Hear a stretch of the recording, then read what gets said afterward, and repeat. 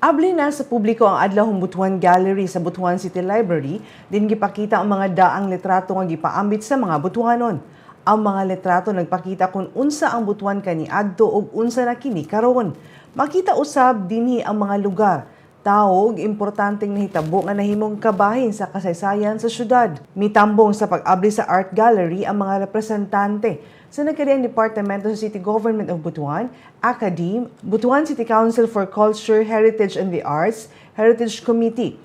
Matud ni Butuanon Advocate Hermelando Paquet Jr., ang gallery dili lang nagbalik sa mga handumanan sa nangagi kung dili nagpakita sa dakong kausaban sa Butuan sa paglabay sa panahon. Kabahin ang gallery sa selebrasyon sa ika-76th Adlahong Butuan nga gipangunahan sa City Tourism and Cultural Affairs Department.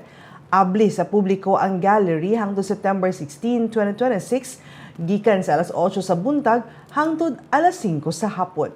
Kung aturon nimo ang Butuan sadto ug doon, sa una ang Butuan yan kilid hong Saugan hong Agusan.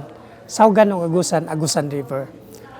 Ang komersyo, ang panginabuhi, mikasudra kong Agusan River. Doon nga panahon, may kuha na siya bang aslag ang pag-usog, pag-uswag, nga mihinang Butuan. Kung aturo nimo isa na kita nga highly urbanized city, makumpara na kita mga syudad ng mga dato. Doon, duro na mga building ta, yun na ang duro nga mga duro daghan. Duro na ang mga universidad ta ngayon ng Butuan. Og makatong update ng adlaw alang sa bang mga updates, i-follow yung like ang official Facebook page, Instagram o subscribe sa YouTube channel sa Butuan City Public Information Office. Ako si Charmaine Awitan. Daghang salamat ug dalaygon ang Dios.